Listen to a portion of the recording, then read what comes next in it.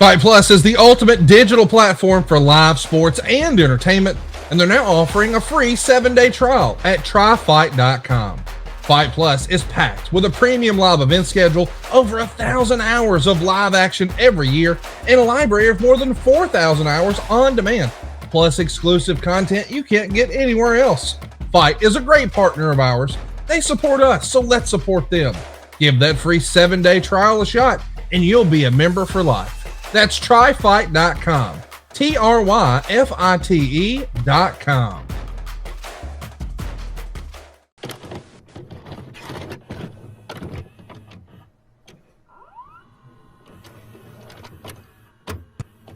As cold as a razor blade, as tight as a tourniquet, like the skin on a dying man. I don't want a piece of the world. I want the whole world. I make my own rules because it's much easier that way. Trust me.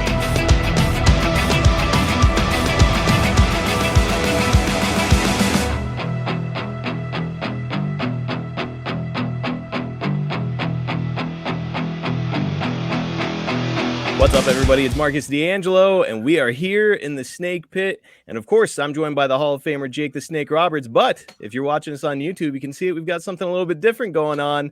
Jake and I are joined by the $1 Million Man, Ted DiBiase. Ted, how are you? I'm doing great, man. Good to be with both of you.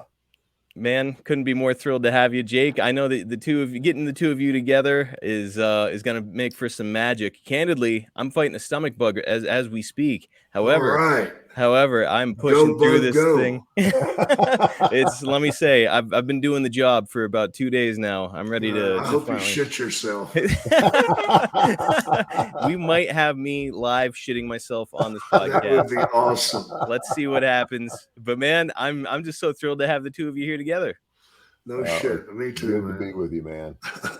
Well, before we get started, I did want to let everybody know that Ted and I also do a podcast together called Everybody's Got a Pod. Jake was kind enough to do the introduction for the two of us, and we are on our 5th week of that podcast now. Right, man, Ted has really taken to podcasting, and if you love what Jake and I do here on the Snake Pit, I can guarantee you're going to love what we do on Everybody's Got a Pod. So, Jake, we last left off on our story about Ted DiBiase back in January at around Survivor Series 89. But before we resume that, I did want to kind of take a look back at the history between the two of you while I've got you here. Ted, Jake has it that the two of you would have met back in 74 when he was acting as a referee. Do you have any memory of that?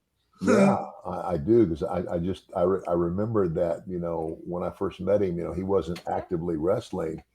And I think you had just started refereeing. Am I right? I had.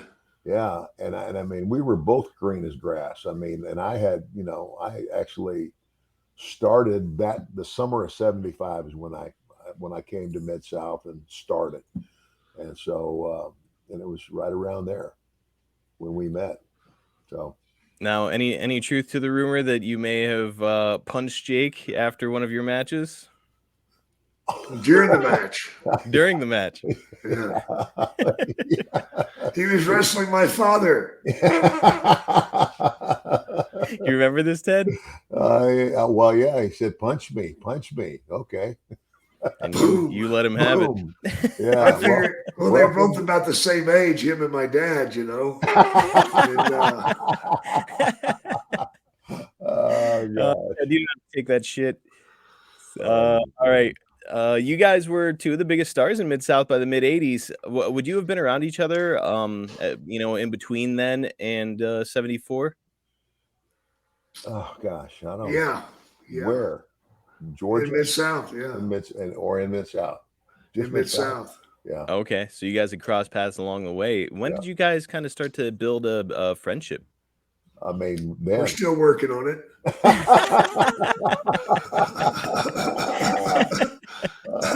Yeah. Oh gosh, you're so much.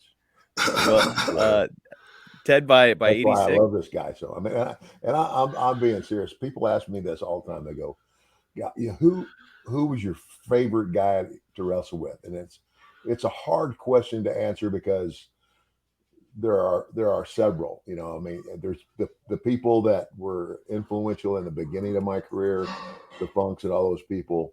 But I have said if I had to pick one, and I don't know if Jake's ever heard this, if I had to pick one, it would probably be Jake, because Wow. we did the dance together so well, and Yeah, that's we did. because we came from the same psychology of wrestling, which is unfortunately a dying thing and needs to be resurrected. So anyway. No, I mean, psychology and really just chemistry between the two of you. I mean, it was evident in everything that you guys did. WWE shared a video not all that long ago of you two working in Mid-South. Looked like you were at an outdoor stadium, and Yeah, you Tulsa. guys, Tulsa, and Yeah. you guys just killed it then. Yeah. And this is years before you're on the biggest stage in wrestling in the WWF. So just incredible. I hear a lot about the party scene in Mid-South during that era. Are we able to share any stories from either of you at that I time? have no idea what you're talking about. Yeah, this just totally slips my mind. Yeah, it's a good thing. Actually, Ted and I didn't get to do much of the party scene there, because at the time, all the guys were living in Alexandria, Yeah. and we weren't. I was Yeah. living in Baton Rouge, and he lived in Jackson, Mississippi. Yeah. So we made a lot of road trips by ourselves, where we hopped in the car with my father. Yeah. And then like when I first started, like again, go back to 75, and the guy who got me booked was Dick Murdoch, because, he, again, another guy from Texas, and I had, my relationship with the Funks and all of that. But Dick Murdoch also was from Texas, and he said, "Hey, I'm going to work for Bill Watts in Mid-South." He said, "Last summer you refereed." He says, "Maybe you need to get your feet wet and get started." And looking back at it from where I am now, oh my gosh, the unbelievable amount of talent that I was exposed to, the guys that I had to work with when I was just starting, was just like, oh my gosh, unbelievable. Man, some heavy hitters, to be Yeah. sure. I mean, Dick Murdoch, what a legend, and a legendary beer drinker from what I've been told. Right. My dad had an old '69 Ford LTD. LTD that will tell how about that beer drinking with DiBiase and Murdoch, because they borrowed my father's car one night and went down to the French Quarter. Yes, go ahead. And they stopped on the way out of the beer joints to eat about 6 hot dogs. And those hurricanes did not mix well with the hot dogs. Oh no. And so driving back, Ted's got to go. Oh yeah. So he did. Well, no. And the other thing, before they be throwing up everything, we're coming off the bridge for the Pontchartrain, and thank God we had just got off the bridge, and pow, a flat tire. So now we're in Grizz's car. I mean, I don't know his car. Dick doesn't know his car, and so we're looking for the.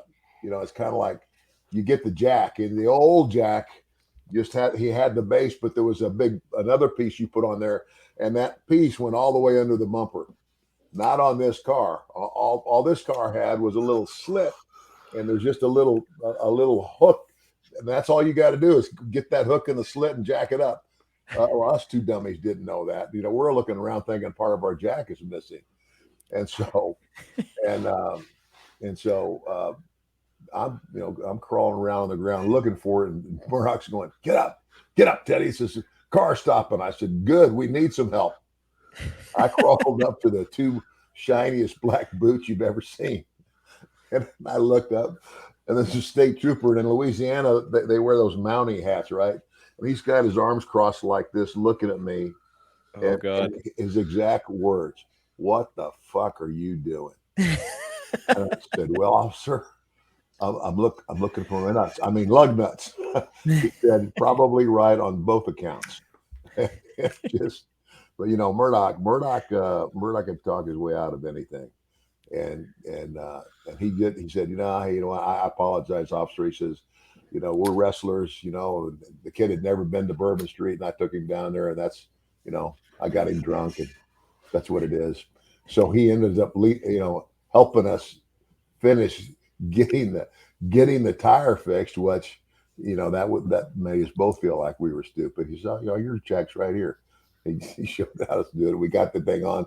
Now we got like maybe 10 or 15 miles left to get into Baton Rouge, and all of those oysters and chili dogs and hurricanes are mixing, and I'm going, I can't do it, Dick. I'm not stopping. I said, well, he said, just roll the window down and let her rip. And I did. I mean, from the window all the way. When we got out of the car, we were staying at that, the 10 Flags Inn. 10 Flags. Oh God, yeah.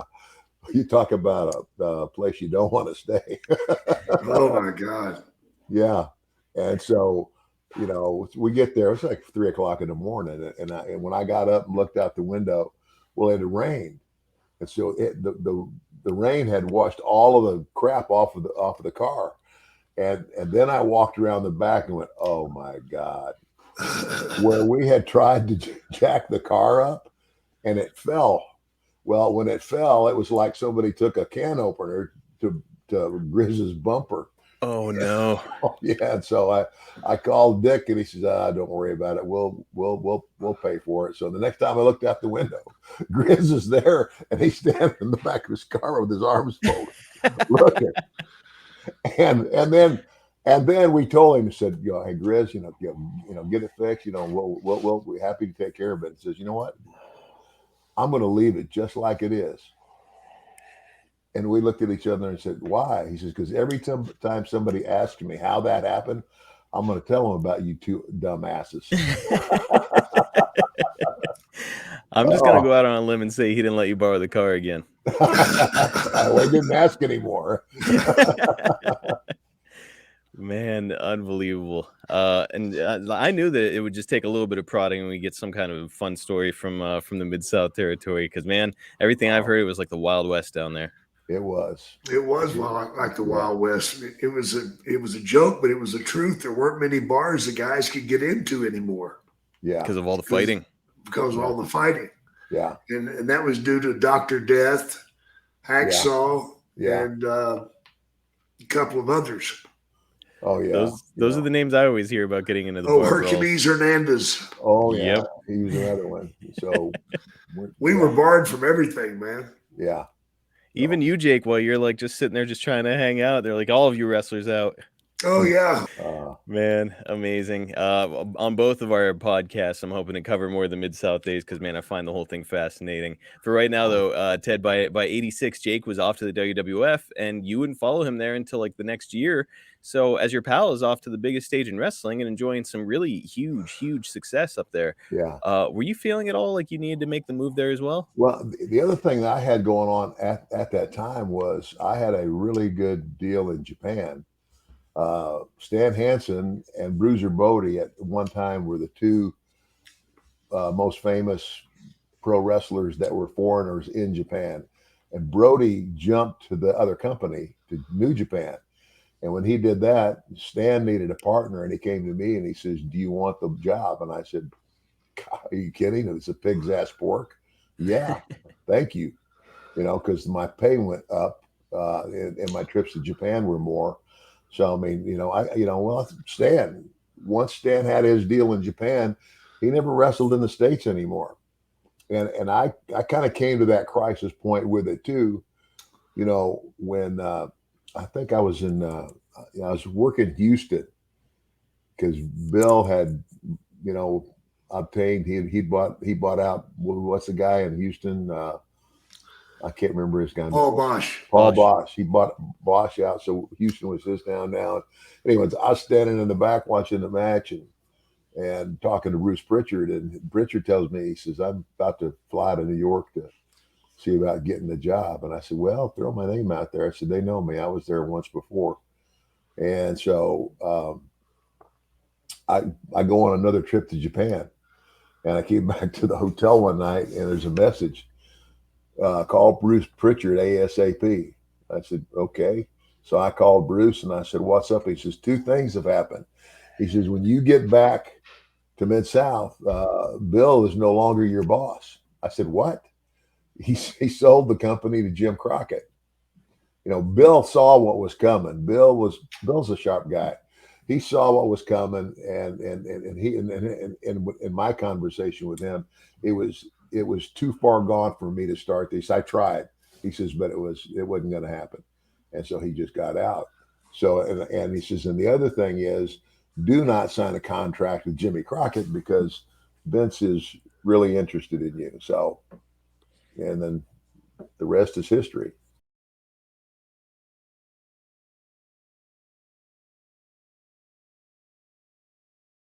Hey guys, Eric Bischoff here, and just want to call a quick timeout.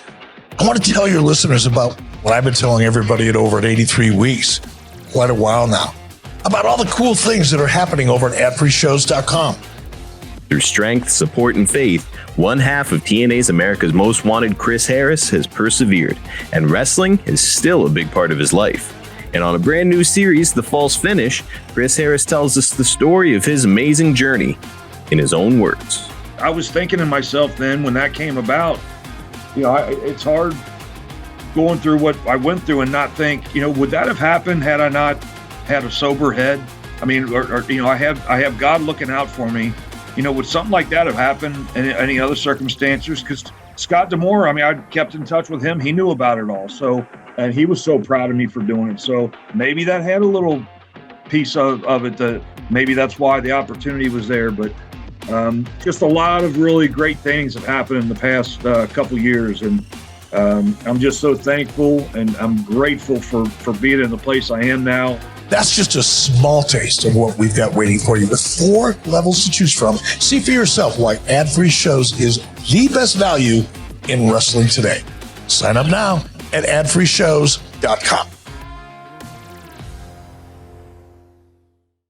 Man, and next thing you know, you're up there and you've got a gimmick that's unparalleled. Jake, one thing that I missed talking to you about on our last episode about Ted was that he came in, he landed this gig pretty much as good as anybody could hope. We're talking about limousine service everywhere, 5-star hotels, first class on airplanes. Yeah, they got him some heat. That's what I was going to ask. He's also carrying around, as Ted pointed out on our show, $2,000 in cash that Vince gave him, where he could just kind of spend it as necessary to prove that he is the $1 million man, and then just save the receipts. What were you thinking? I would take the receipts to him, and he would replenish it. And of course, he said, don't abuse it or you lose it. And so that got over like a fart in church too. But but most of the guys were like, if anybody else had that opportunity, who's going to turn it down? No. But that the limousines all the time and all of that, that went for about the first year, and then we quit having then the limousines were just for pay-per-view weekends, and it was kind of like then I'm riding around with my chauffeur Virgil. God bless Virgil. But I'm sorry, he's just that's punishment enough. Yeah. I knew Jake would put the punctuation mark on. Not right at all. So. Jake, do you remember a lot of jealousy, or was everybody pretty much cool with it just because Teddy's paid his dues? Teddy had paid his dues, man. There weren't too many guys. The guys that were barking about it are assholes anyway. So yeah, they'll bark about anything. Mm-hmm. I didn't say bulldog, did I? Okay. Just making sure.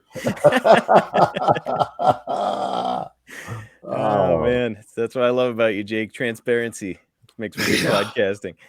We started talking about the rivalry, of course, on our last episode, and got into working together. And Jake was excited to get to work with you again, because of this chemistry that you guys had built. Yeah, it's like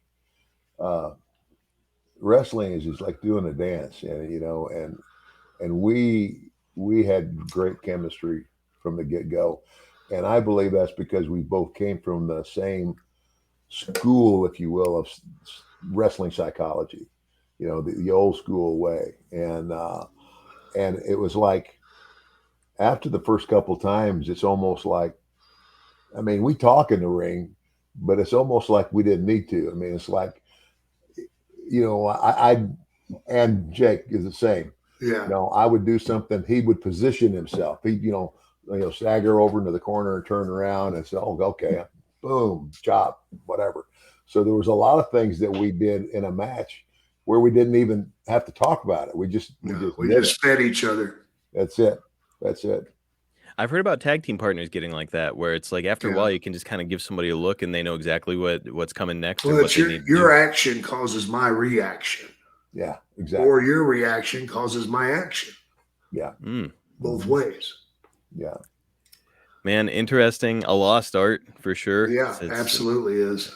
And Jake, man, what WrestleMania did we work at? 6. Was that Canada? Yeah. Skydome. Yeah. Skydome, and I took part of your money and gave it to Mary Tyler Moore. Yeah, that was it. Nah. And you know what? She fucking kept it too.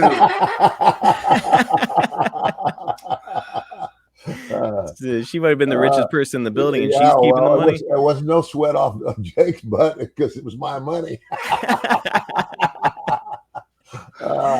Oh man! Well, we've got the clips from WrestleMania coming up. Before we get there, let's get back to Survivor Series '89. It's the Hulkamaniacs and the $1 Million Team, and Ted, you've got Zeus on your side. He's a huge guy, fantastic look, but he was the brains of that team. He was the one holding it all together. Man, he's an actor, and here he is. He's working with some of these really, polished, experienced performers. Ted, what do you think of the whole thing? Oh gosh, I was just hoping that it didn't all crash.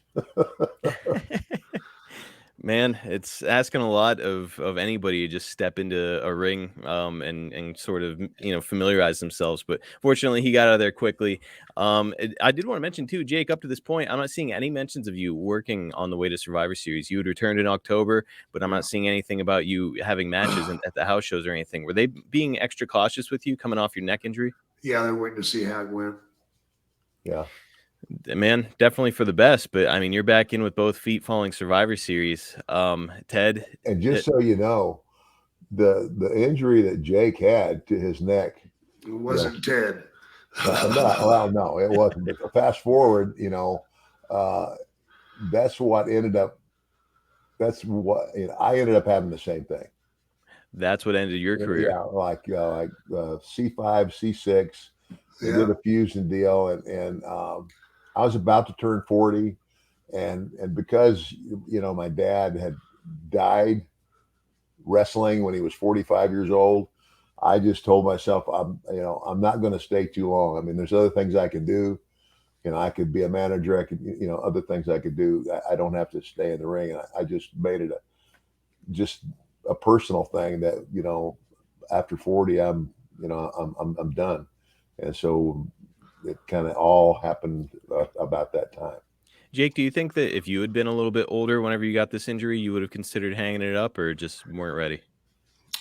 If it was a little bit older, no, because I still had a lot to prove to my father and to myself. And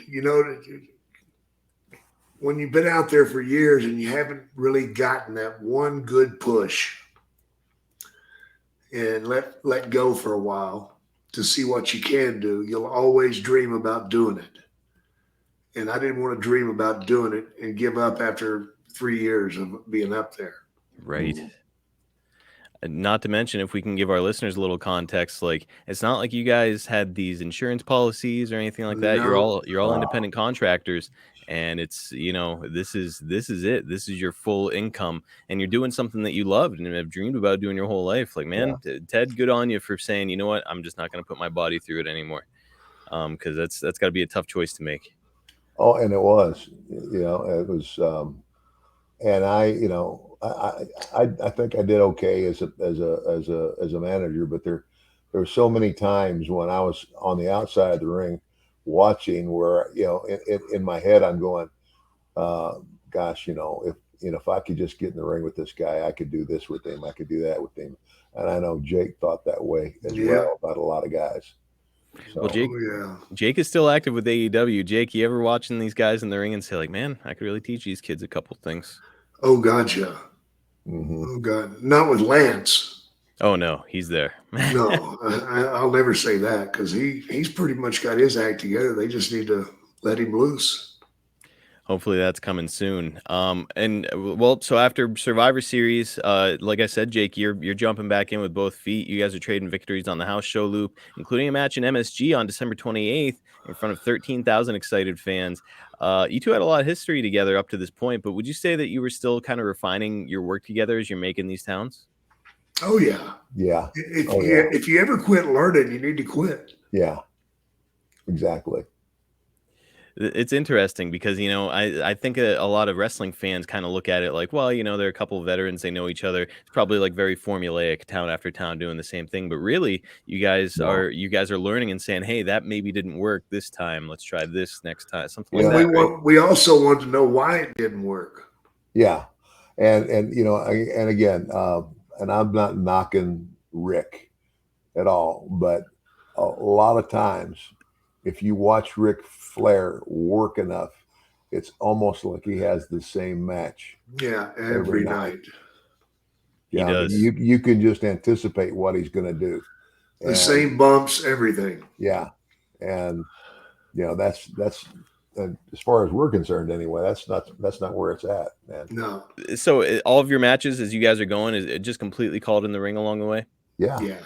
I mean, like if we were like in a program and like, okay, based on maybe what we did last week, this is what they saw last.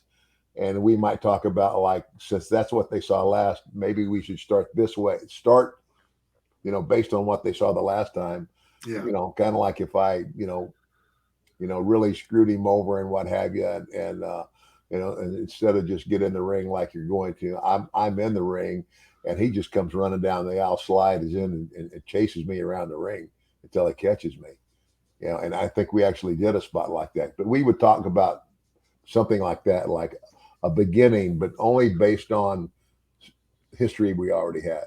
And other than that, everything in the middle was ad lib, and then when it's, and that's the other thing too, is when you're doing it and you learn, it's like it's an acquired skill. Listening to the crowd, it's like you just know, and then when you really got them and they're there, you know when to go. Yeah, and let's take it home. Absolutely. Yeah, it's like making a bowl of soup. You got potato, you got the stock, you got the meat. Oh, it needs a little salt and pepper. That might be a heat spot or a comeback spot, whatever. Mm-hmm. And you just keep adding it and build it, add it and build it, add it and build it. Finally, the soup's fucking ready. Let's get it out of the pot and into the bowls. Mm-hmm. That's when you dump it and go home. The perfect analogy. And yeah, I've been fortunate enough to be behind the scenes for a couple wrestling shows. And on a couple of occasions, I've seen some of these young guys going through the steps backstage where they're like locking up and doing go-behinds. And I know, all this, man. and it's Makes like, me sick. Yeah, I'll be honest. And I've said this before. I watch some girls work and think they actually work better than a lot of the guys. Yeah. I mean, they tell a better story, which is what it's about. It's like, it's kind of like, I don't know, Vince made a soap opera out of the business, but it's not what's going on in the dressing room and out in the hall and out in the parking lot. The story's the story that you tell in the match, and that's where you get them. And that's just not, I don't know. It doesn't seem to be important anymore, because when I watch these guys now, I look like I'm watching a circus act. They're just bouncing around the ring, taking bumps and not selling shit. Yeah. It has changed an awful lot, but let me say, you guys were telling a great story here. We're marching toward WrestleMania, and on the way, of course, we've got the Royal Rumble. Ted is in the ring by himself when Jake enters, and if anyone had any doubts that what the two of you were doing was working, this next clip is going to speak for itself.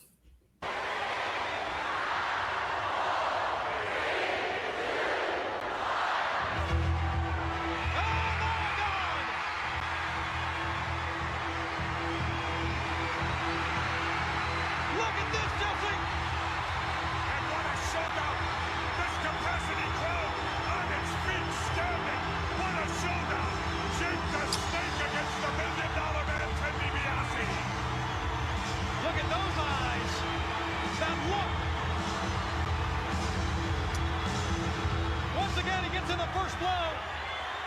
the man slips in the ring. And they are on the floor. And a crushing body slam outside the ring. From behind. He's putting $1 million dream on. Oh, but Jake rammed him into the steel post. And now it's Jake the Snake's turn. On the inside. Jake Roberts. To the other side. Back body drop.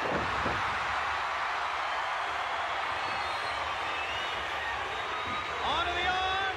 Short clothesline. And that's usually the setup for the DDT. You're right. That's the setup move for the DDT. These fans are going bananas. Here it comes. Oh, DiBiase caught him. So Ted wound up actually working that match for like an hour. He's the first entrant, and before Jake comes out, he eliminated 2 people in the crowd. You know, we kind of heard a little bit of it, but it was just really, really strong heat. But then as soon as Jake comes out, everybody knows that shit's about to go down. And man, that pop, Jake, just you teasing the DDT was getting a reaction. Yeah. Man, just absolutely incredible. I mean, were you guys getting reactions like that while you're on the house show loop as well? Oh yeah. Oh yeah, all the time.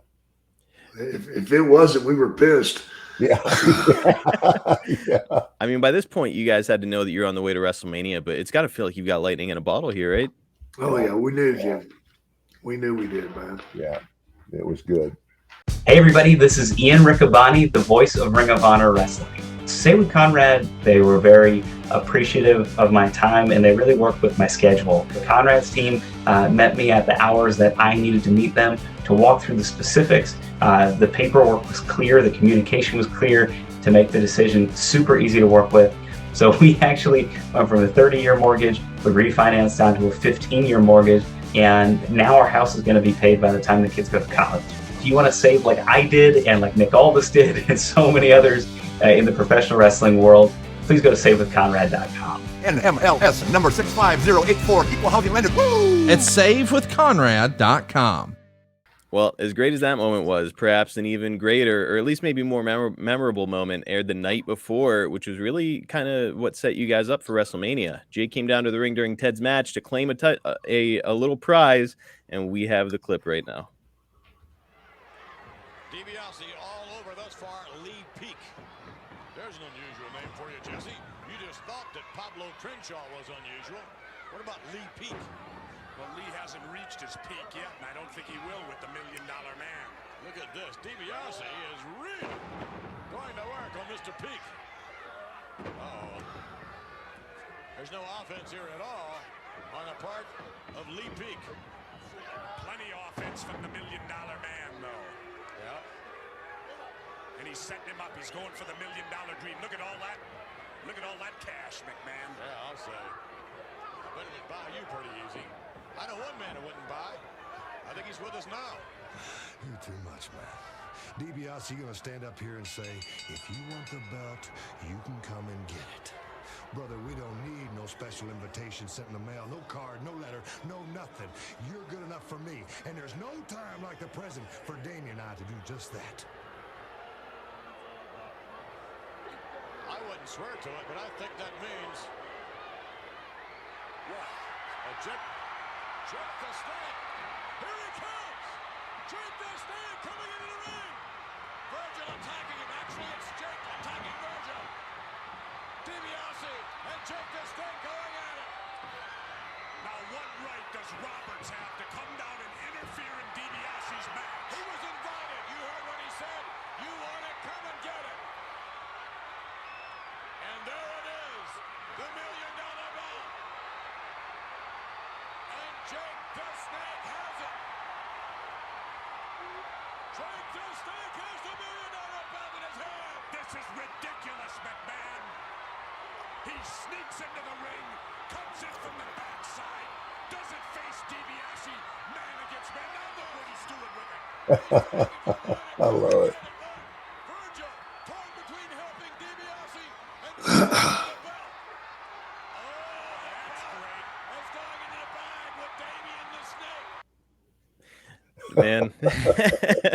Just fantastic Virgil storytelling. wasn't going to go after it then. You got that right. Yeah. Well, I argued that point with Vince. I said, Vince, we got to do something, man, because if I'm wrestling Ted, Virgil should just walk over and undo the fucking bag and dump it out. Yeah. Mm-hmm. So that's just, it's bullshit. So we got to do something. He said, well, what do you want to do?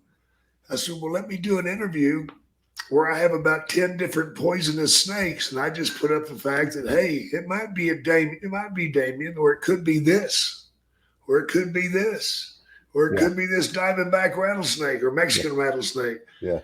And I remember doing that, and I didn't get to the damn studio till like 3 a.m. And I was way too drunk. And I let go of the wrong end of the rattlesnake. I let go of the head and I shake the tail. I was supposed to shake the head and let the tail rattle, But the snake kind of turns and looks at me like, you fucking idiot. And didn't bite me. Oh, God. He didn't bite you? No, he did not. Oh, Was he wow. devenomized? No. Oh, my goodness. It was the real deal.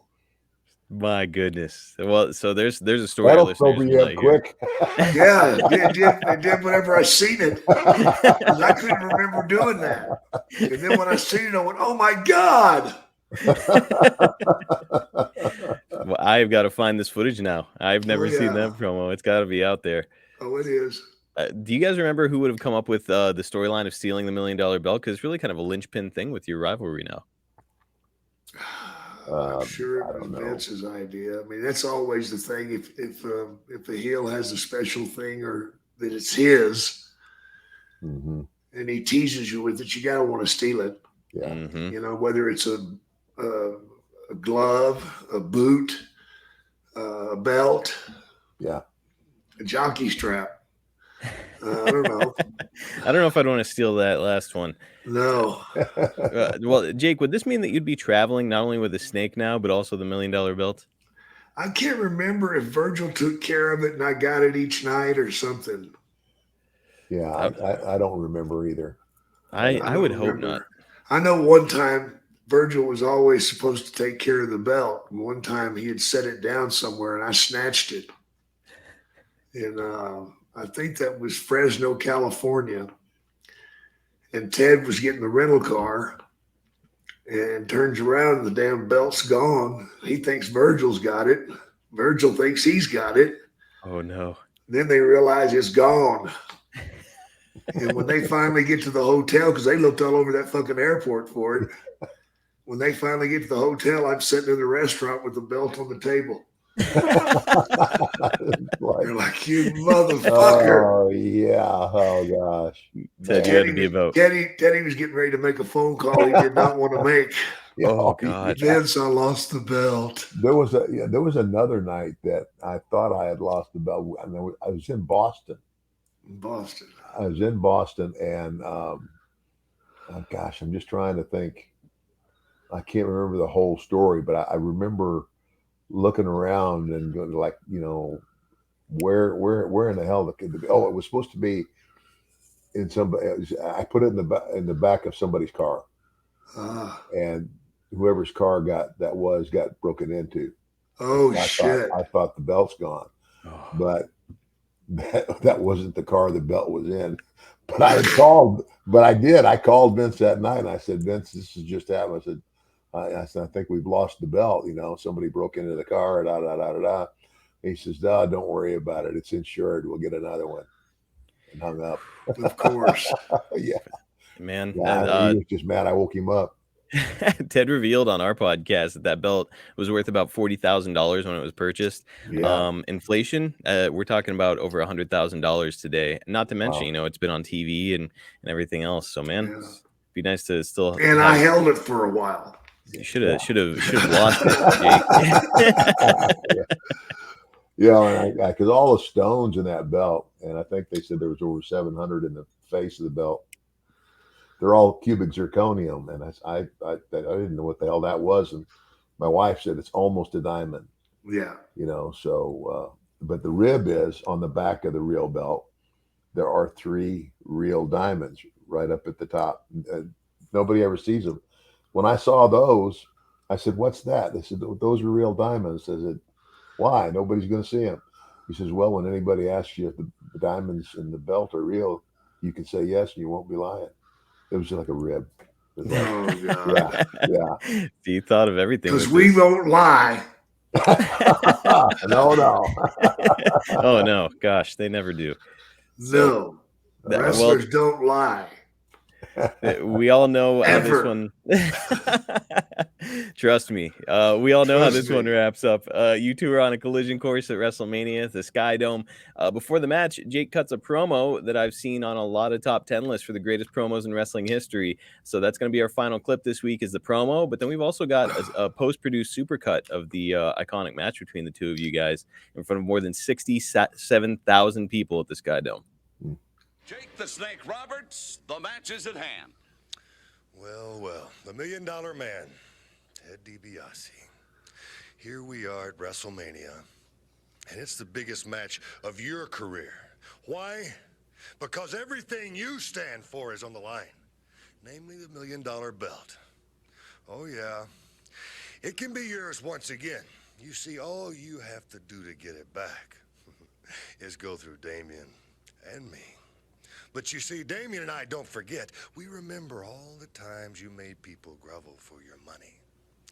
These were people far less fortunate than you. People who could use your money for essentials. And what did you do? You made fun of them. You humbled them, and you humiliated them. Well, now it's my turn. I'm going to make you beg, DiBiase. You are going to get down on your hands and knees. This time, you'll be the one that's humbled. This time, you'll be the one that's humiliated. And this time, you will be the one that grovels for the money. And how appropriate that the money you grovel for is your very own. A victim of your own greed, wallowing in the muck of avarice. Oh gosh, Jake, I remember that. I remember that. That was one of the best promos I think you ever cut. That's But Jake was, he's always been, and when anybody asks me, who does the best promo in wrestling, I said Jake Roberts. I tell people that all the time. That's what I do too. Yeah. Between the two of us, we got to be right. The two of you are really putting that out there, and man, it's like, holy smokes, Jake, that was a hell of a promo. Yeah, it was strong. Mean Gene punctuated it pretty nicely with the Longfellow comment there at the end. Well, and the thing that makes it so good is that he hit everything that about my character and what I was doing, and made it so real to the people who were listening. Like, yeah, that no good son of a bitch. There was no fat on that promo. Yeah, it was perfect. Yeah. Yep. Everything that he said was important, relevant. Just, man, fantastic. Jake, was that off the cuff or? That was off the cuff. But Vince did give me an extra 10 grand for that promo. Did he? No, fuck no. Are you kidding me? You're such a mark. Damn, your name is Mark Us. I am a mark. I totally bought it. Well, Jesus. It's like I said, it's on top 10 lists of promos. I've seen it on a bunch of them. So, man, it's absolutely historic. And speaking of historic, this match that you guys did is phenomenal. We've got the super cut right now. That's what it's all about. The $1 Million Belt. $1 Million Man said to Jake the Snake, if you want it, come and get it. And now this match will decide who gets that gold and diamonds worth $1 million. I can't think of a better time or a better place than to finally settle this issue between you and I and put it to rest.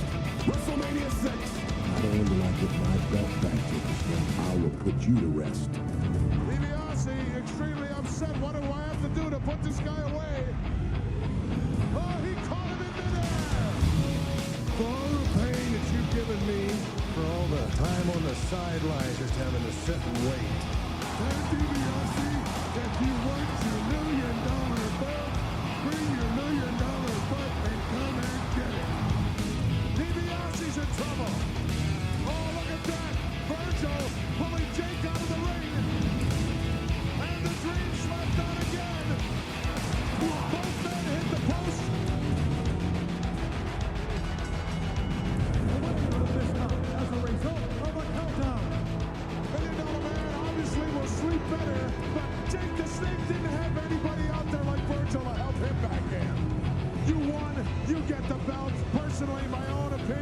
He doesn't deserve it. Man, hell of a match.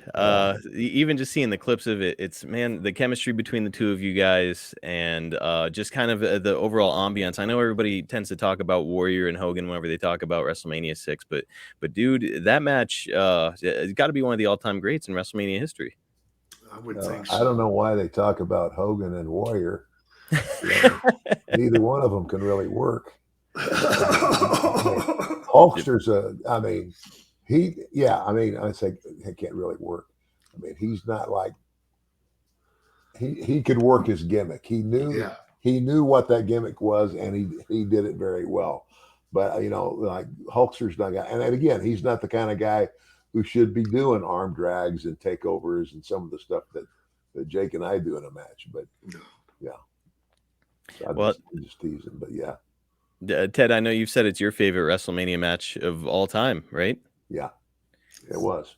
Easy to see why. And Jake, I know you've got a hard out here in a few minutes, but before we go, we mentioned Warrior. So Warrior is on the rise here, and obviously he's going to become the champion there in WWE. I know that you guys would both have some issues with him down the road, but up until this point, I've heard people say, like, yeah, he was a great guy until he won the championship. Not necessarily about Warrior, but about anybody. Did you guys get along with him at all leading up to the whole thing, or was it always just like Nope. So he wasn't even a great guy before he reached the pinnacle. He was never a great guy. I mean, he was a selfish SOB. He didn't care about anybody but himself. And it's like, the unwritten thing in wrestling is, I was always taught, in the course of a match, some things can go wrong or somebody slips. Always try to protect the other guy. That's the number one rule. Always try to protect your opponent. And if he's doing the same thing, everything is going to work out. The Warrior didn't give a crap about anybody, and he didn't care if he hurt you. No, he didn't. And just there's not. I can't think of anybody else. I mean, there's other people that I didn't like so much or whatever, but that is the only guy that hands down was just, I can't find a word for it. Don't need one. Well, yeah, and I mean, what you're saying has certainly been corroborated by enough people now that I think the listeners or fans of wrestling know by this point. Like, man, it's just maybe not a great guy. Cool look, I guess you could say it was a good performer in that he drew a crowd. But man, aside from that, there was just nothing under the hood. Well, I mean, once you've seen him, you've seen him. Yeah, he did the same thing every night, and that was the other thing. I didn't understand. I really didn't understand how. Well, I think I understand now how Vince would, make that guy his champion. Of course, I mean, Vince has always been kind of, he likes the guys with the big bodies, and look at the just came out for Muscle and Fitness magazine look, but this guy had nothing else. But maybe it's just what Vince's ego. Yeah, I'm gonna watch me make something out of this guy. Yeah, that's exactly it. Yeah. Watch me make chicken soup out of chicken shit. Guys, I've got to split. I'm gonna let you guys finish this up. All right. No problem, Jake. Thanks for jumping in. I know you're busy as hell. All right, buddy. Bye-bye. Take care. See ya. Well, look, Ted, we were going to wrap this thing up anyways. So, man, I can't thank you enough for joining us. What a historic, incredible rivalry between yourself and Jake. Just like, man, so fun to watch. And hopefully all of the folks that are enjoying this podcast are going to come and join us over on Everybody's Got a Pod, because Ted is over there telling stories every single week. And man, it's certainly plenty to tell after your long career. Am I right? Yeah, you got it. As long as you can pull it out of me.